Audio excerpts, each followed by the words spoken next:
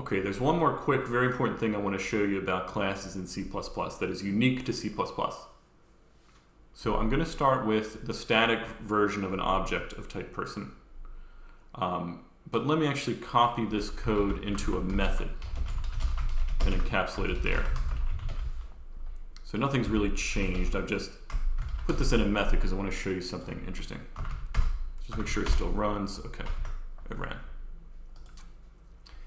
Now, in addition to a constructor in C++, there's also something you can define called a destructor.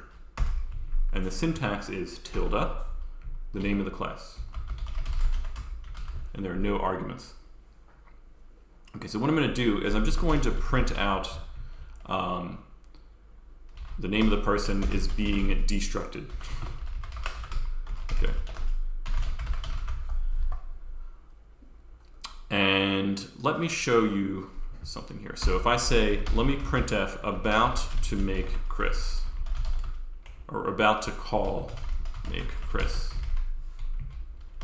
and then I'll print out something after that that says finished calling make Chris. And put a line break here. Okay.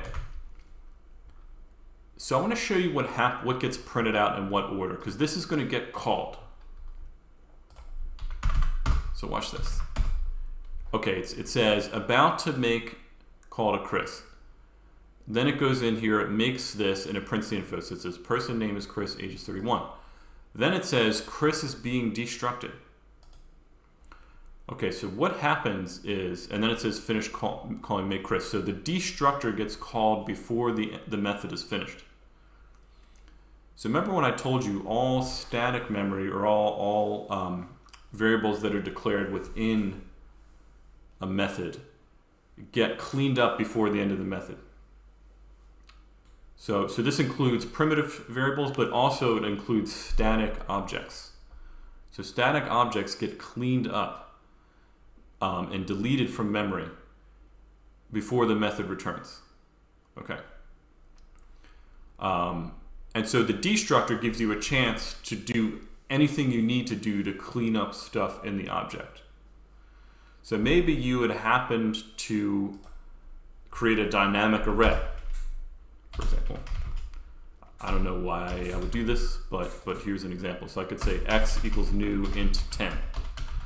Well, to avoid a memory leak, I should delete that array before I delete the person. Otherwise, I'm going to lose a reference to that array in memory, and I'll have a memory leak. Okay, so that's why we have a destructor, so that the object gets a chance to clean up everything that was dynamically allocated within the object. So I just want to show you that this code still runs okay. All right, it still does the same thing. Now let's say we, instead of making a static version of a person object here, that we made a dynamic version. So I'll say person star, so pointer to a person P is equal to new person 31 char name. And then I'll say the same thing, but I have to use the arrow notation. So I'll say P print info. Okay, so now let's have a look at what happens if I just do this.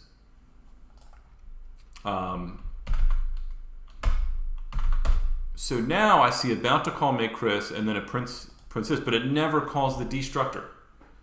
So we actually have a memory leak here because we never cleaned up this dynamic object.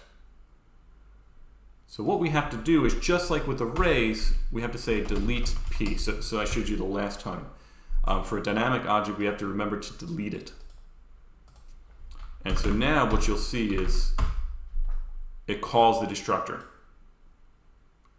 when I say delete. Okay. So, I could also return a pointer from here. So I could say, person P is equal to make Chris.